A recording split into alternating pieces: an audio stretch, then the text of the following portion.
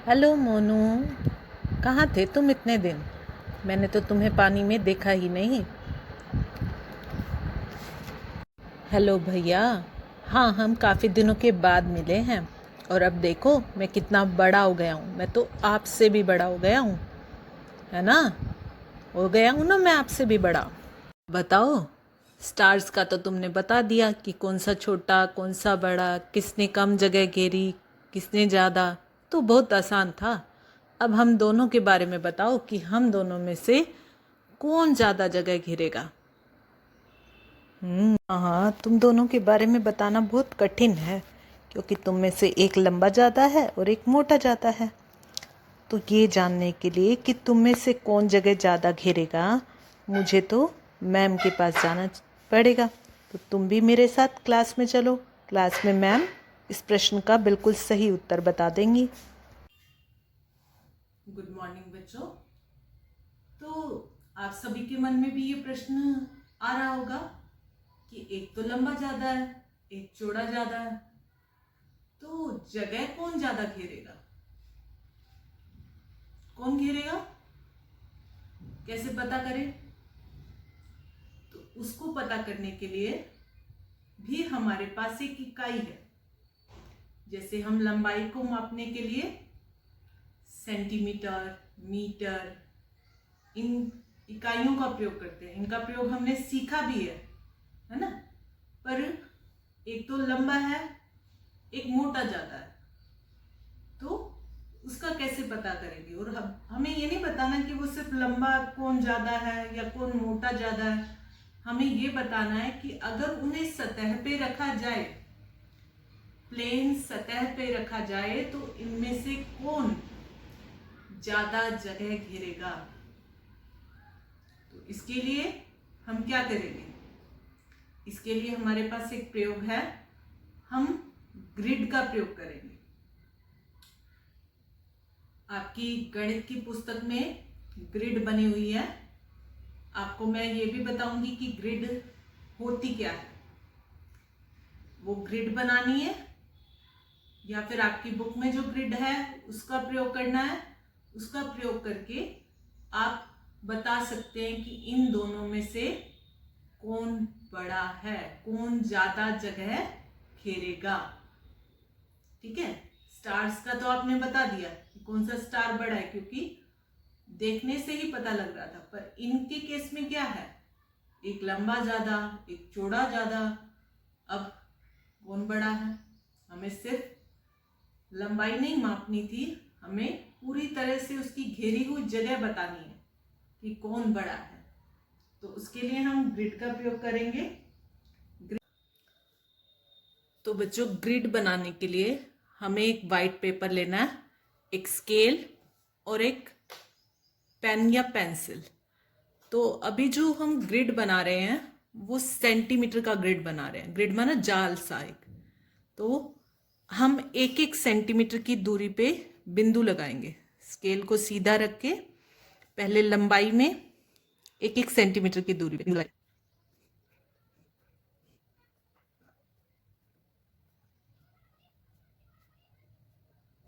इसी तरह से फिर चौड़ाई में।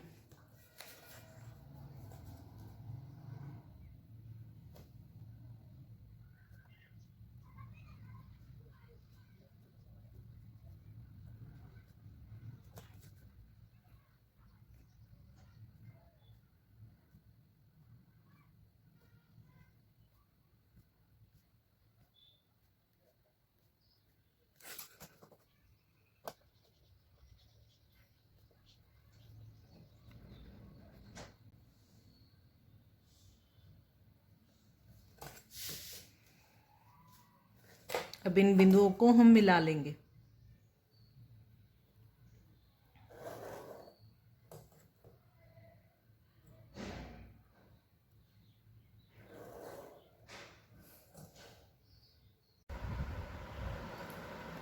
तो बच्चों, हमारा ग्रिड तैयार है। अब इस ग्रिड की सहायता से हम किसी भी वस्तु द्वारा घेरे गए स्थान को ज्ञात कर सकते हैं। जो वीडियो के शुरू में आपको दो बोलते हुए बॉक्स दिखाई दिए थे, ये दोनों हैं, ये दोनों जानना चाहते थे कि इनमें से कौन ज़्यादा स्थान घेरेगा। तो जो हमने ये 1 सेंटीमीटर, 1 सेंटीमीटर की दूरी पे ये रेखाएं ली हैं और यहाँ से भी 1 सेंटीमीटर की दूरी पे ये रेखाएं ली हैं। तो ये जो बॉक्स है, जो एक वर्ग है, इस वर्ग का आकार है 1 वर्ग सेंटीमीटर, 1 वर्ग सेंटीमीटर। इसका द्वारा घेरी गई जगह है, इस बॉक्स को मैं नीला कर रही हूँ, ये एक बॉक्स है, ये स्थान है 1 वर्ग सेंटीमीटर। तो अगर हमें किसी भी वस्तु द्वारा घेरे गए स्थान को, समतल पर घेरे गए स्थान को ज्ञात करना है तो हम इसी तरह का ग्रिड बना सकते हैं। ये ग्रिड हम सेंटीमीटर में और बड़ी वस्तुएं होने पर ये रेखाएं 1-1 इंच या 1-1 मीटर दूर लगा सकते हैं। जो हमारा स्केल होता है उसके दूसरी तरफ इंचेस होते हैं। जिस तरफ से हमने रेखा खींची थी उसके दूसरी तरफ आप देख सकते हैं ये है इंच, ये 1 इंच की दूरी है और यहाँ पे होते हैं ये सेंटीमीटर। तो ये हमारा सेंटीमीटर इकाई में बनाए गए वर्ग है। तो अब हम जिनका भी हमें घेरा गया स्थान ज्ञात करना है उसको इस पे रखेंगे बिल्कुल,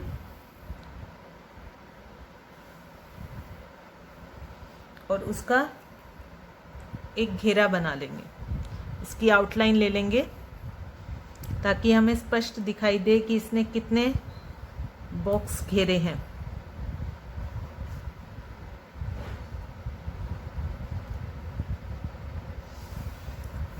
आप देख पा रहे हैं। तो इसके द्वारा घेरे गए बॉक्स कितने हैं? 2, 2 4, 2 6, 2 8, 2 10, 2 12। अब जो एक बॉक्स है हम जानते हैं कि जो ये एक वर्ग है इसका क्षेत्रफल क्या होता है? किसी द्विआयामी वस्तु द्वारा घेरी गई जगह को ही हम क्षेत्रफल कहते हैं। तो इसका क्षेत्रफल है 1 वर्ग सेंटीमीटर।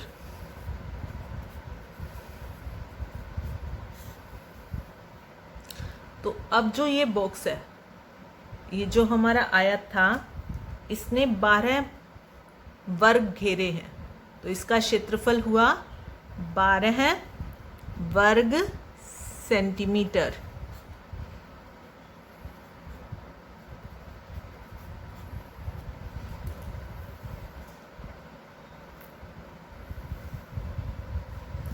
और जो ये दूसरा बॉक्स था इसको भी हम इसी तरह से पेपर पे रख के इसकी आउटलाइन ले लेंगे।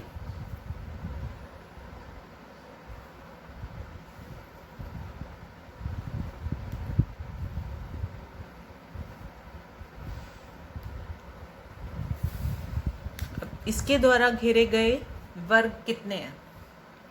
घेरे गए वर्ग ही इसका क्षेत्रफल है। ये बात ध्यान रखिए। किसी द्विआयामी वस्तु, ऐसी वस्तु जिसकी लंबाई और चौड़ाई दोनों है, तो उसके द्वारा घेरे गए जो ये वर्ग हैं ये उसका क्षेत्रफल बताएंगे। ठीक है, क्योंकि हमारी इकाई है यहाँ पे वर्ग सेंटीमीटर। जितने बॉक्स ये घेरेगा उतने सेंटीमीटर हो जाएगी। तो इसका हुआ 4, 4 8, 4 12 वर्ग सेंटीमीटर। अब ये दोनों जानना चाहते थे कि हमारे में से कौन बड़ा है और कौन ज़्यादा जगह घेरेगा, पर हमने देखा कि ये दोनों ही बराबर हैं। ठीक है, एक लंबा था और एक चौड़ा था, तो अब ये इन दोनों का क्षेत्रफल बराबर है। इसी तरह हम और आकृतियों के भी क्षेत्रफल ज्ञात कर सकते हैं। कोई भी आकृति है अगर हमें दी गई है, किसी का हाथ है, हाथ रख के उसके हाथ का क्षेत्रफल भी हम ज्ञात कर सकते हैं। इसी तरह ग्रिड पे इसकी आउटलाइन ले लेंगे और अब ये हम इस त्रिभुज का निकालेंगे।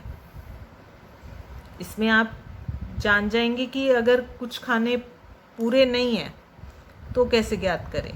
अब इनमें तो क्या था, पूरे खाने ढके हुए थे, अब इसमें कुछ वर्ग पूरे ढके गए हैं और कुछ आधे, तो कैसे पता करें?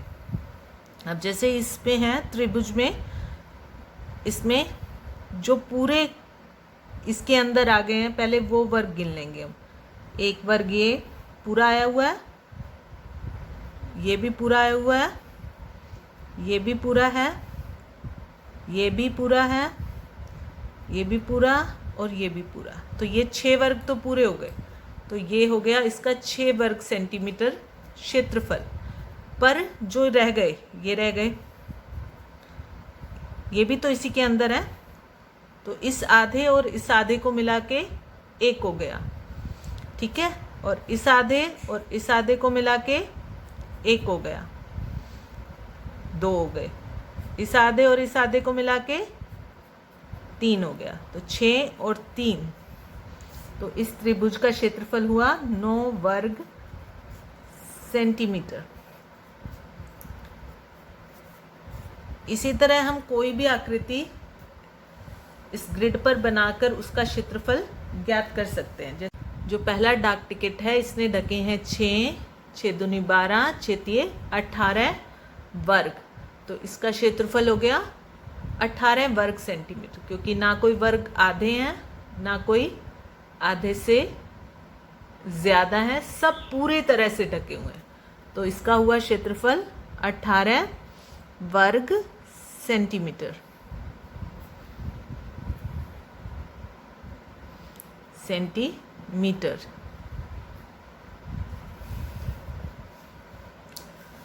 तो अब ये जो दूसरा टिकट है पीले रंग का, इसमें कितने वर्गों को ढका है? गिनिए।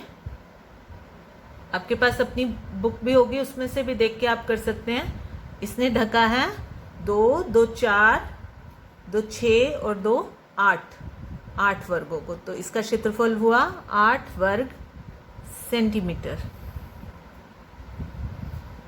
इसी तरह इस टिकट ने कितने वर्गों को ढका है? 6 को, 3 दूनी 6 वर्गों को। तो 6 वर्ग सेंटीमीटर हो गया इसका क्षेत्रफल। फिर अगला जो टिकट है 4, 4 8, 4 तिये 12 वर्ग सेंटीमीटर। तो बाकी 2 टिकट्स का क्षेत्रफल आप खुद से ज्ञात करेंगे, और फिर इस पेज पर जो नीचे प्रश्न दिए गए हैं इनको हल करना है आपको। बहुत आसान है, सभी अपने मज़े से कर सकते हो। अगर कोई दिक्कत आए तो अपने क्लास टीचर से पूछ भी सकते हैं। तो आज की क्लास में इतना ही बच्चों। तो अपना होमवर्क करके अपने क्लास टीचर से ज़रूर चेक कराइएगा। Okay, bye.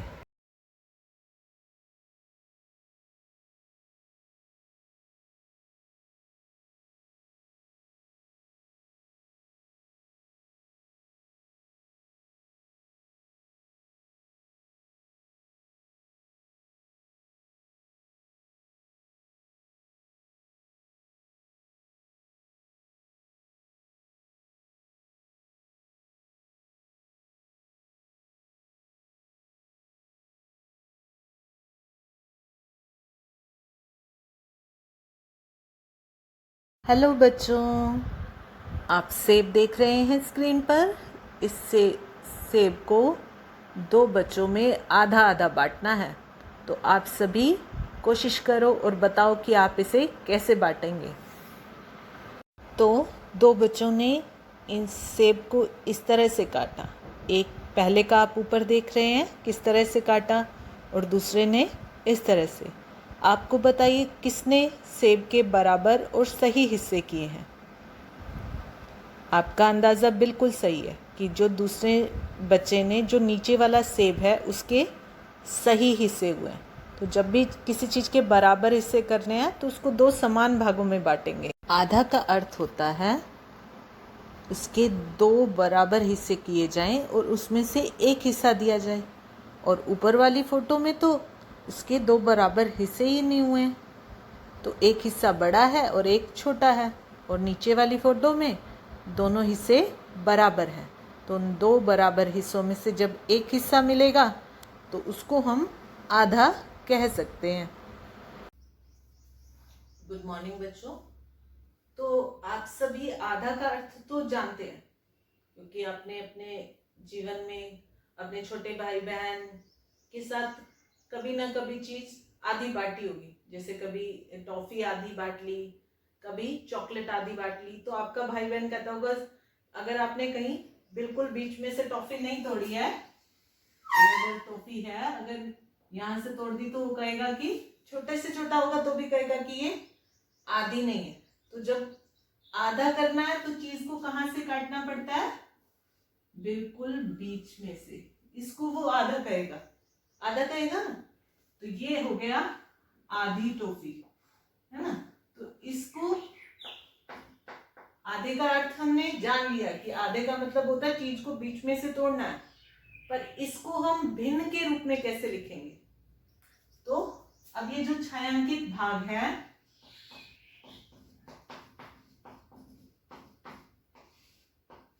इसको हम भिन्न के रूप में क्या लिखेंगे? इसके हमने कितने भाग बनाए? 2 भाग बनाए, और उसमें से कितना भाग छायांकित है? 1 भाग। कुल भाग कितने बनाए?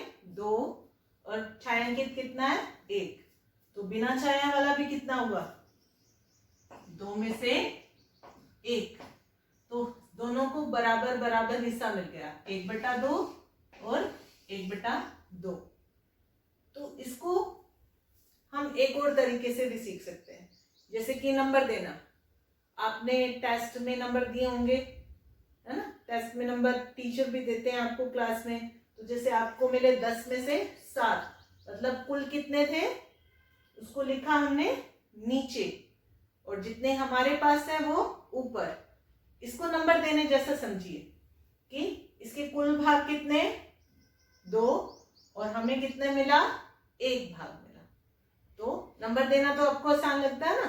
तो अगर आपसे छायांकित भाग को भिन्न रूप में पूछे तो सोचिए कि जैसे हमें नंबर देने हैं, फट से नंबर दे दीजिए इसको। छायांकित भाग के नंबर कितने? 2 में से 1। ठीक है। इसी तरह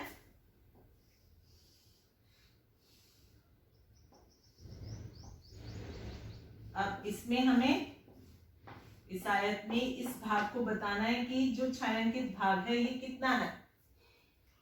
पहले तो हमें ये ध्यान से देखना है कि हिस्से बराबर हैं या नहीं है। हिस्से बराबर होंगे तभी हम उसको भिन्न रूप में लिख सकते हैं, अन्यथा हम उसको भिन्न के रूप में नहीं लिख सकते। तो ये हिस्से बराबर है ना। तो छायांकित भाग कितना हुआ? दीजिए इसको नंबर।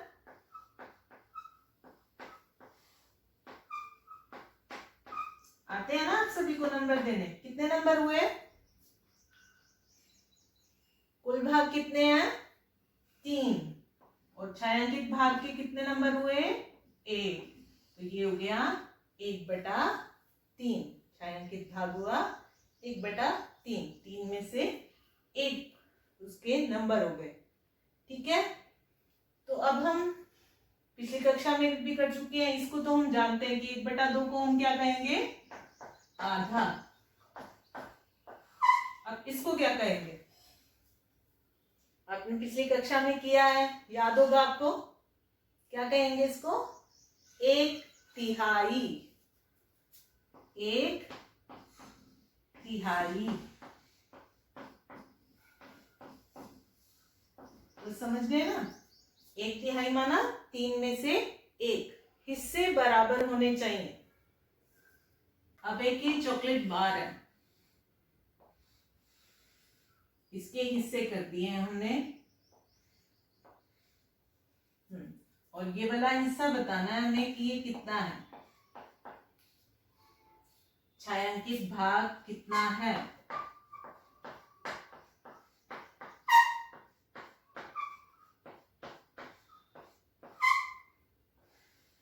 बताइए कितना है? क्या ये 1/4 है? ये 1/4? नहीं है ना। 1/4 का क्या मतलब होता है? 4 में से 1, पर चारों भाग बराबर होने चाहिए। ये चारों भाग बराबर नहीं है, ये बराबर नहीं है, तो हम इसको 1/4 नहीं कह सकते। क्योंकि अगर इसे लगा के चलिए कि 4 इतनी बड़ी चॉकलेट बार है और आप 4 भाई बहन हैं और उसको इस तरह से आपको कोई बांटे, तो कोई भी इस हिस्से को नहीं लेना चाहेगा, क्योंकि ये और हिस्सों के बराबर नहीं है। आप कहोगे कि बराबर करो, तो ये बराबर नहीं है, इसलिए इसको हम 1/4 नहीं कह सकते। ठीक है, 1/4 का अर्थ क्या होगा कि चारों के चारों हिस्से बराबर हों। अब ये जो हिस्सा है इसको हम 1/4 कह सकते हैं, क्योंकि चारों भाग बराबर हैं। तो छायांकित भाग यहाँ पे 1/4 है।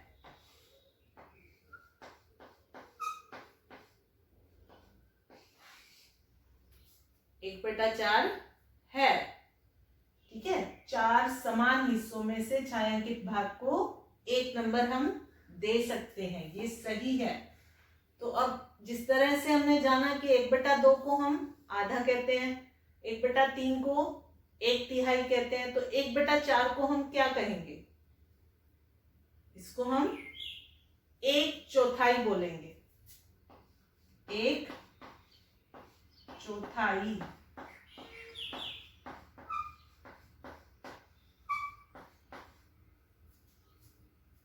ठीक है, छायांकित भाग को तो बताना सीख गए कि वो कितना भाग है, उसको भिन्न रूप में लिखना सीख गए। पर अगर हमें भिन्न रूप में दिया गया है और उसको हमें छायांकित करना है या रंग भरना है, तो कैसे भरेंगे? अगर हमें एक आयत दिया गया है और कहा गया है कि इसके 1/3 भाग में रंग भरे,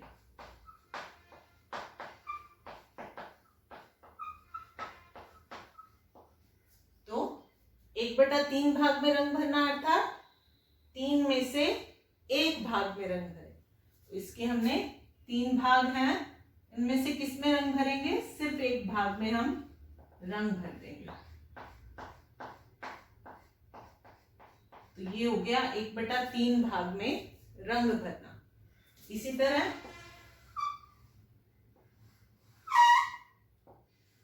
इस आयत से हमें 1/4 भाग में रंग भरना है, तो 4 में से 1 भाग में रंग भरना है। तो 4 में से 1 भाग में हम रंग कर देंगे। अब हमें दिया गया है एक गोला और कहा गया है कि इसके 1/2 भाग में रंग करें। तो अब कैसे करेंगे? तो पूरा है, तो 1/2 माना इसके कुल कितने भाग बनाएंगे हम? 2। तो इसके 2 भाग हमें बनाने होंगे और उसमें से 1 भाग में हमें रंग भरना होगा। और वैसे भी हम जानते हैं कि 1/2 का अर्थ क्या होता है? आधा। तो मतलब आधे गोले में हमें रंग करना था। अगर भाग दिए गए हैं तो ठीक है, नहीं तो हम भाग स्वयं बनाएंगे। तो अगर जैसे और भी हम कर सकते हैं,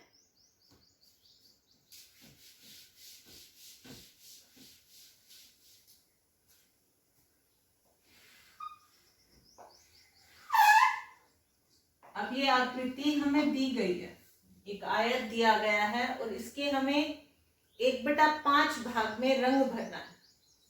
तो कितने भाग बनाने होंगे हमें से? हम समझ चुके हैं कि इसके 5 भागों में से 1 भाग में रंग भरना है। 1/5 का क्या अर्थ होता है? 5 में से 1। तो पहले हमें इसके 5 भाग बनाने होंगे, 5 समान भाग। भाग समान होने बहुत आवश्यक है।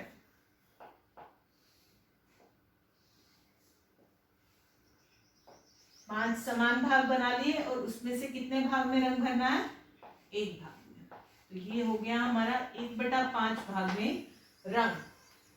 5 में से 1 भाग में उसी वस्तु के 5 भाग बनाएंगे और फिर 1 भाग में हम रंग कर देंगे। समझ गए हैं आप सब? 1/2 का मतलब किसी वस्तु के 2 समान हिस्से और उनमें से एक हिस्सा। 1/2 को हम क्या कहेंगे? आधा। फिर 1/3 माना किसी वस्तु के 3 समान हिस्से, उनमें से एक, इसको बोलेंगे हम 1/3।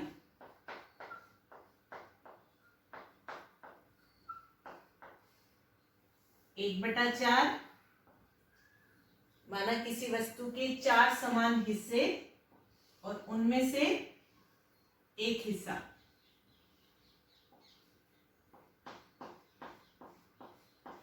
इसको हम बोलेंगे 1/4।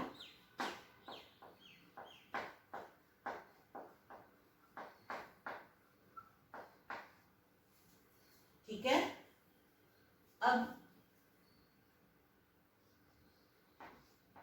3/4 माना किसी वस्तु के 4 समान हिस्सों में से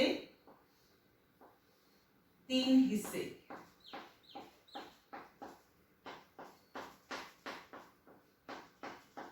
इसको हम बोलेंगे 3/4।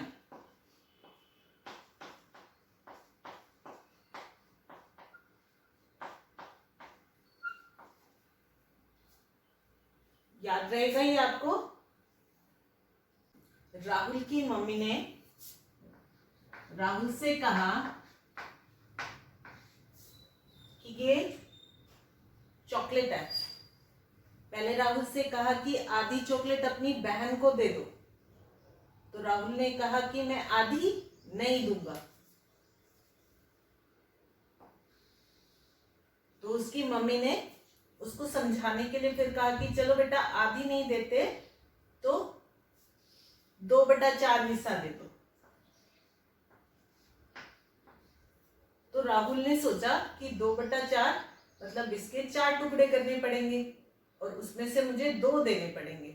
उसको समझ नहीं आया कि क्या इनमें कुछ फर्क है या दोनों बराबर है।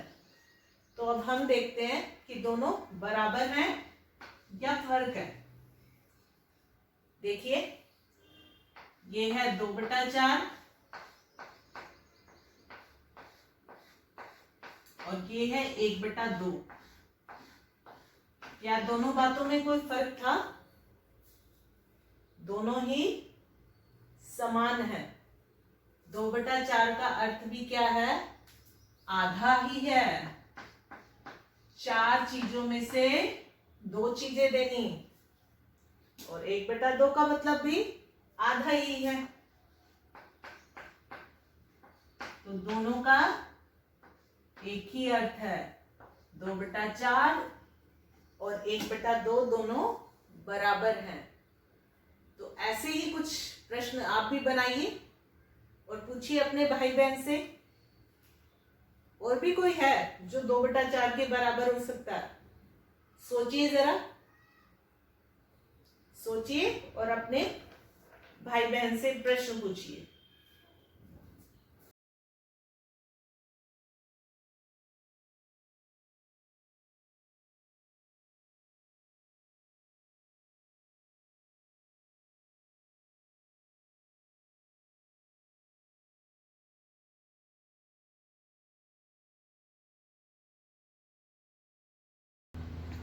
तो बच्चों देखिए, मैंने ये आईने के सामने 4 चीज़ें रखी हैं।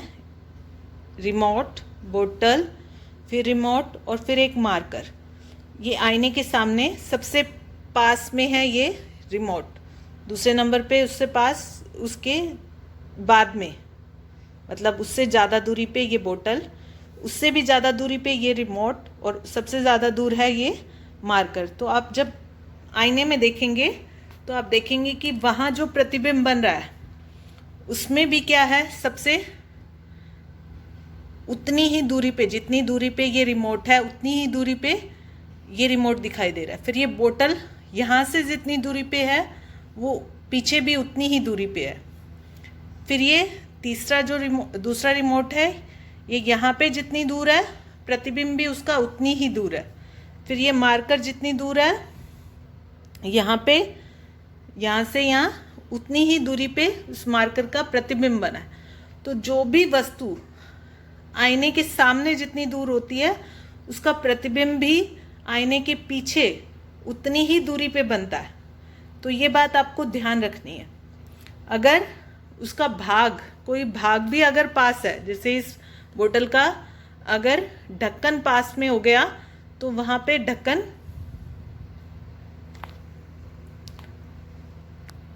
कम दूरी पे है और बाकी ज़्यादा दूरी पे। तो जितनी दूरी यहाँ से उतनी ही दूरी पे प्रतिबिंब दिखाई देता है। आप जान चुके हैं कि जो वस्तु आईने के सामने जितनी दूरी पे होती है उसका प्रतिबिंब भी उतनी दूरी पे बनता है। उसका जो भाग भी अगर जो जितनी दूरी पे है उसके हिसाब से ही उतनी दूरी पे बनेगा। तो हम इंग्लिश के अल्फाबेट्स के लिए करके देखते हैं। जैसे ए है, इसका प्रतिबिंब कैसा बनेगा, देखिए आईने से इतनी दूर ये शुरू है तो ये रेखा उस तरफ जा रही है, फिर नीचे आ रही है, तो इस तरह से ए का प्रतिबिंब भी वैसा ही बनेगा। बी के लिए देखें, ये जो रेखा है ये आईने की रेखा है, तो बी के लिए देखिए पहले इसका गोल भाग कितनी दूर है, तो इतनी ही दूरी पे इसका गोल भाग होगा और फिर ये सीधी रेखा उतनी ही दूरी पे। तो बी का प्रतिबिंब बी के जैसा नहीं बना, तो इसी तरह हम सी का बनाएंगे। तो सी का प्रतिबिंब कैसा बनेगा, यूं है, इतनी ही दूरी पे यहाँ पे ये शुरू हो जाएगा और इस तरह से इसका प्रतिबिंब बनेगा। डी का प्रतिबिंब पहले ऐसे और फिर ऐसे, इस तरह से डी का प्रतिबिंब बनेगा। ई का प्रतिबिंब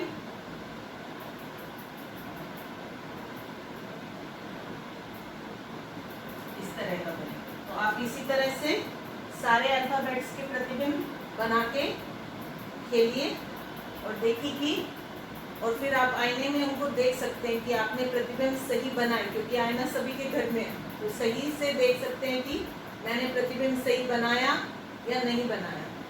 तो ये तो बहुत आसान सा काम है। तो अब देखिए जिनका प्रतिबिंब वैसा ही बन रहा है, जैसे ए का प्रतिबिंब वैसा ही बन रहा है, क्यों बन रहा है, क्योंकि इसमें सममिति रेखा है। ए के अगर हम बीचों बीच से एक रेखा खींचें तो इसका ये वाला भाग, इस रेखा के इस तरफ वाला भाग और इस तरफ वाला भाग दोनों एक जैसे। बी में अगर हम बीचों बीच अगर लंबी रेखा खींचते हैं, खड़ी रेखा खींचते हैं, तो ये वाला भाग और ये वाला भाग एक जैसा नहीं है, इसलिए इसमें खड़ी रेखा सममिति रेखा नहीं है, का नहीं है, और इसमें सममिति रेखा है।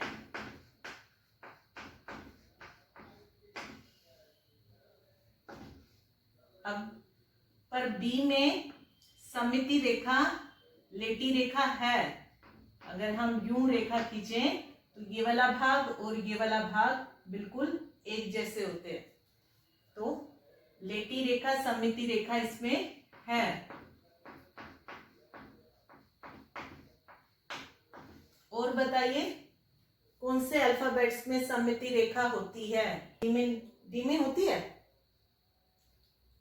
खड़ी रेखा तो नहीं होती पर लेटी रेखा होती है। अगर यहाँ बीचों बीच लाइन खींचें तो ऊपर वाला भाग और नीचे वाला भाग दोनों समान है डी के, तो इसलिए डी में लेटी सममिति रेखा है। ई में भी लेटी हुई सममिति रेखा है। ठीक है, इसी तरह हम एच में देख सकते हैं।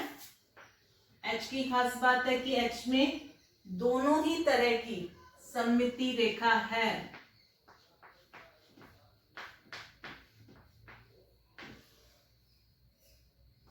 लेटी भी और खड़ी रेखा भी सममिति रेखा है। एच में दोनों ही तरह की है, सब भाग इसके बराबर है। अगर लंबी लें तो ये वाला भाग और ये वाला भाग बराबर है, और अगर हम लेती हुई लेते हैं तो ऊपर वाला और नीचे वाला भाग बराबर है। तो इसी तरह से आप और अल्फाबेट्स का ट्राई कीजिए। आई में भी लेटी भी होती है और खड़ी भी, जे में नहीं होती है, के में लेटी हुई होती है।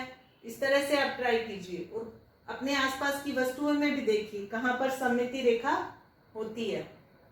अगर किसी वस्तु में सममिति रेखा है तो अगर हमें उसका आधा भाग दिया गया है तो हम उसको पूरा बहुत आसानी से कर सकते हैं। जैसे कि हमारे रसोई घर में लोटा होता है, इस लोटे को अगर हमें आधा दिया गया है तो हम इसको पूरा कर सकते हैं क्योंकि इसमें सममिति रेखा है। हम इसके दूसरी तरफ भी इसी तरह से, जिस तरह इस तरफ है उस तरह का बनाएंगे। फिर इस तरह से, जैसे यहाँ है, यहाँ से दूरी से पास आती हुई, दूर से पास आती हुई, फिर ये थोड़ा सा गोल होती हुई, और ये हमारा लोटा पूरा हो गया। इस तरह से हम अगर जिस भी वस्तु में सममिति रेखा है उसको हम पूरा कर सकते हैं। जैसे कि हमारा चश्मा होता है, चश्मे की दोनों आंखें एक जैसी होती हैं, तो अगर हमें एक आंख दे रखी है तो दूसरी आंख हम बहुत आसानी से बना सकते हैं। तो ये क्योंकि इसमें सममिति रेखा है। तो इस तरह से आप कुछ वस्तुएं मैं आपको बता रही हूँ, जैसे कि तितली है, तितली के अगर बीचों बीच से लाइन लगा दे तो उसमें सममिति रेखा होती है। गमला है,